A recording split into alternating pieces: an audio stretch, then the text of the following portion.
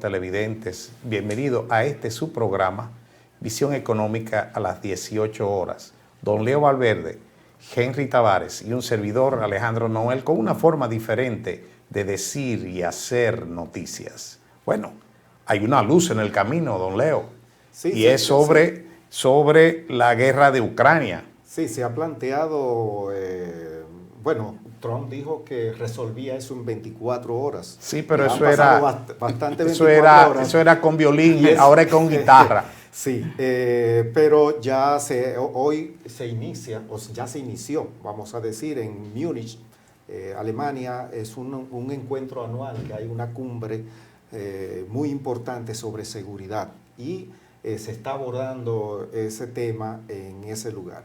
Entonces hay unas propuestas muy contundentes. Ya aquí en este programa vimos lo que planteaba el The New York Times y el filtro, las informaciones que se filtraron sobre lo que iba a ser la propuesta, pero usted sabe que una propuesta es una propuesta y eso no va a ser necesariamente así. Entonces hay el pugilato que se da para las negociaciones, porque todo el mundo quiere llegar en la mejor situación a la negociación, con la mayor cantidad de poder, con el arsenal más desarrollado.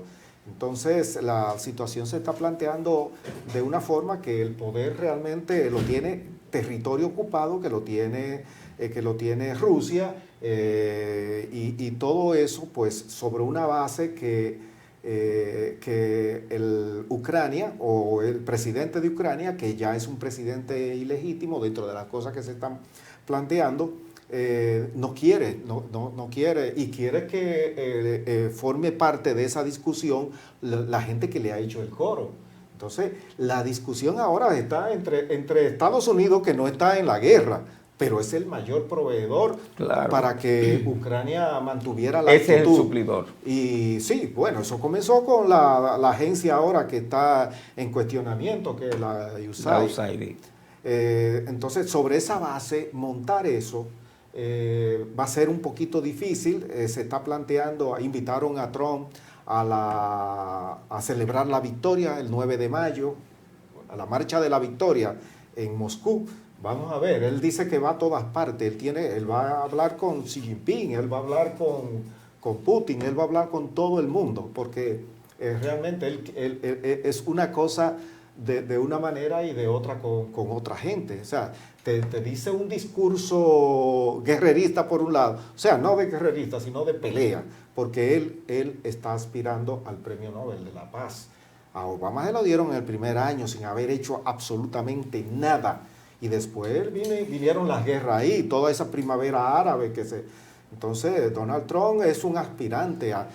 Con la propuesta de Gaza puso un huevo, pero son de las cosas de él. Convertir a un asunto de guerra en un resort. Yo a veces como que yo no entiendo cómo una gente con 5 sentidos le falta, parece que a veces uno.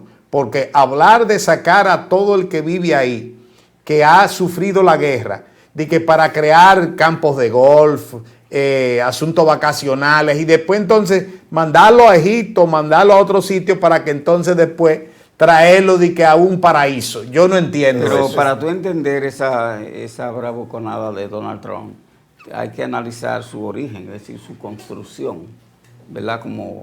Primero como político y empresario, porque él hace una mezcla de las dos cosas en lo que hace. Pero hay un elemento del tema que estamos tratando respecto a la luz en el camino, y es el avance. Europa no quiere una negociación donde se vea una derrota de Ucrania. Pero por supuesto que Rusia no va a negociar sobre la base de algún tipo de ventaja para Ucrania. Y eso está clarito. Entonces Europa dice ahora mismo, lo acaba de decir en el día de ayer, que una derrota de Ucrania o una pérdida de espacio en esta guerra va a significar un golpe para Estados Unidos por un lado y por el otro lado toda Europa. Entonces ahí tenemos ese dilema. Vamos a ver el resultado de esta cumbre, que deben salir algunos elementos respecto a esa posible negociación de la guerra. Pero si Trump lleva ese concepto que él tiene de que Estados Unidos va a salir posicionada en una negociación, ahí no le va a ir porque tienen en Medio Oriente tienen a Israel como punto de lanza. Entonces tú tienes por dónde entrar, tú tienes por dónde salir, tú tienes por dónde operar, cosas que no tiene Estados Unidos en Ucrania, en esa zona de donde está la guerra de Ucrania, de esa zona de Kiev. Bueno, vamos ahora al área de aquí, de Sudamérica, ¿no? Y es que Ecuador... Pero espérate, no terminamos de dilucidar el tema de Ucrania. No. Sí, Me gustaría que los televidentes pues tengan una panorámica, una ¿verdad? panorámica sobre lo que hay y sobre el interés de la paz. El interés de la paz no es gratuita. Aquí va a haber una perdedora total, que es Ucrania. Ucrania va a perder territorio y va a perder recursos, porque y va a perder la oportunidad de entrar en la OTAN. Todo el dinero que le dieron, que no fue dinero, fueron armas, y se utilizaron ahí en esa guerra, que fue azuzada por todo el sistema norteamericano y europeo, básicamente europeo, una guerra buscada que no se debió dar, pero se dio. Ahora, Ucrania tiene que pagar todo eso. Todos los platos rotos. Todos los platos rotos. Entonces, ¿quiénes van a reconstruir?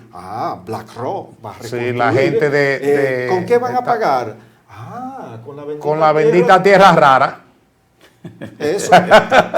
Y me recuerda a mí un episodio, porque así que se mueven los imperios.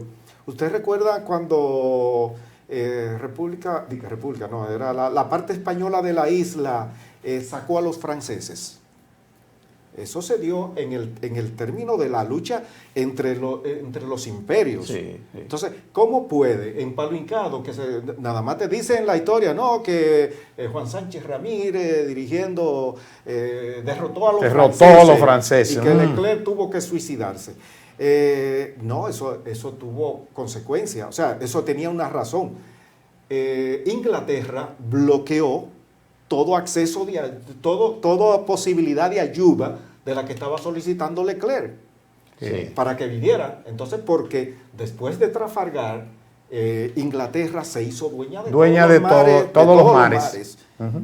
Entonces, ellos eran los que controlaban el tránsito. Entonces, bajo esa situación, se quedó sin ayuda y le permitieron entonces que vinieran 600 soldados españoles. Sin nada. Vinieron y entraron y fueron hasta Palo Hincado junto con los 2.000 que tenía para combatir contra 600, que eso era. Entonces, 2.600 contra 600, el resultado. ¿Y con qué pagó República Dominicana? La parte española lo pagó con madera. Con madera preciosa, que los ingleses la estaban necesitando. Y ellos mantuvieron el bloqueo, y en noviembre del 1809 fue que los franceses ya se dieron por entendido y le devolvieron la colonia a España. Queda bien claro que esas guerras que tienen implicaciones geopolíticas no se dan por ideología, no se dan, muchas de ellas se pueden dar por asuntos de creencias religiosas, ¿verdad? Pero no se dan por ideología, se dan por intereses, por controlar los recursos disponibles en los territorios, en los mares y en los espacios aéreos. De eso se trata, esos son los objetivos y los intereses que los grupos monopólicos buscan controlar a nivel planetario. Bueno, ahí tenemos que completar el error garrafal de Donald Trump de hablar de que quiere hacer resort en la Franja de Gaza, como si esto fuera un asunto de disfrute y no de dolencias. En lo que yo conozco de los palestinos, y yo fui un simpatizante de Yasser Arafat por la valentía, la inteligencia y el arrojo con que condujo esos procesos. En Libia. Mientras haya Yasser Arafat, Palestina. Mientras haya un palestino que respire, en mi opinión, no hay desplazamiento total de la zona de Gaza. Porque los palestinos ven eso como el corazón de su existencia y el corazón de su cultura y de su manera de vivir. Y ahí hay gas natural. Ahí hay de todo. que es otro elemento más para la discordia que por supuesto se debe dar. Hay algo que se está haciendo en Egipto y es que la costa es más o menos lo que quiere hacer Trump ahí, de la cosa que se están planteando, pero eso es una barbaridad. Un pueblo, lanzar un pueblo, hay promesas de que van a regresar, pero dentro de 8 o 15 generaciones. Más o menos. Entonces, eso no va a ser posible. Y bueno, esa es la idea de Israel. Sí, lo que tenemos que bajar ahora a Ecuador fueron las elecciones. A Sudamérica. A América. Es decir, de Europa del Este, sí, de Medio Oriente. Sí, bajamos ahora a Sudamérica. A Sudamérica. Bueno, está ahí la gente de Correa, que según las encuestas iba a quedar en un segundo lugar, pero muy lejos. Resulta ser que la encuesta real, que son las elecciones, quedó parejo. O sea, estuvieron 44 puntos algo contra 44 puntos algo. O sea que están virtualmente empatados. Ahora, el hecho de que esta señora, se llama González. Luisa González, que es de Revolución Social, que orienta a Correa, el expresidente de allá de Ecuador. Lo que yo veo en esto es que quién se va a ser presidente o presidenta de allá de Ecuador, el que pueda negociar más fácilmente con las otras fuerzas políticas. Porque la gente está muy, o soy de la tendencia de Correa o soy de Noboa. Ecuador está en una situación bastante difícil, entonces el contexto en el que se encuentra este país suramericano es un elemento vital. Si no se tuviera una situación tan complicada como la que se tiene, Noboa, que fue un emergente, pudiera alcanzar la presidencia en la segunda vuelta. Sin embargo, esa complejidad va contra Noboa, porque en el año y pico que él tiene al frente del gobierno ecuatoriano, ha resuelto algunos problemas, ha paliado otros, pero hay grandes problemas que persisten. Entonces, no es que sean bajo su estricta responsabilidad, porque esos problemas estaban y en un año y pico no se resuelven problemas ¿cómo se dice?, de coyuntura histórica, no se resuelven en un año, ni en 2 años. Esos problemas hay que abordarlo de raíz para poder resolverlo. Entonces, veo la posibilidad. El otro candidato, el tercer candidato, sacó cerca de casi un 6% de los votos, ¿verdad? Que ese es el que va. Ese es el que va a ganar más. Ese es el que tiene la llave.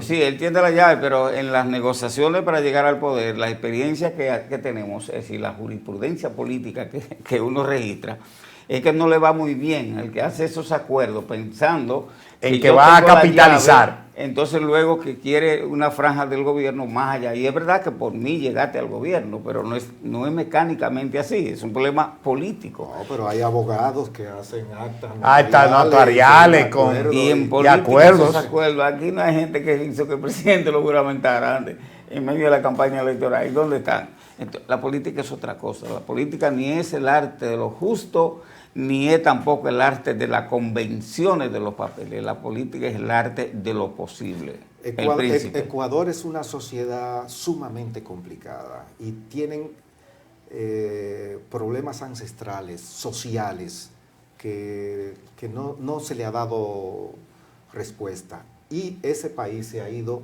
hacia lo más terrible, hacia el poder de las bandas. Asesinan candidatos presidenciales, asesinan alcaldes. Entonces, el poder de las drogas en ese territorio es abismal. Es sumamente Ellos tienen sus propios puertos y aeropuertos. Entonces se ha dejado coger mucho cuerpo esa infección, y desalojarla pues es muy difícil. Esperemos a ver qué sucede con Ecuador. Vamos a una pausa y regresamos en